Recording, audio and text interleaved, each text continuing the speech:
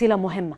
كانت في الدقيقة 80 الزمالك بيسجل هدف عن طريق سيف الجزيري، المفروض كانت بمثابة العودة للحياة مرة أخرى. الجمهور انتفض والحماس زاد في الملعب، ولكن الحكم التركي خليل أوموت ألغى بقرار من تقنية VAR، لأن الكورة جت في إيد الجزيري بعد ما لعبها برأسية، فبالتالي الهدف اتلغى.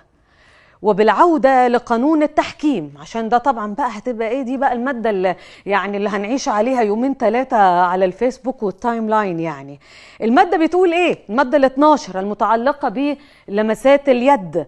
القانون بينص قدام حضرتك كده: إذا أحرز اللاعب هدف في مرمى المنافس مباشرة بيده أو بذراعه، حتى لو كان ده من غير قصد، تعتبر مخالفة.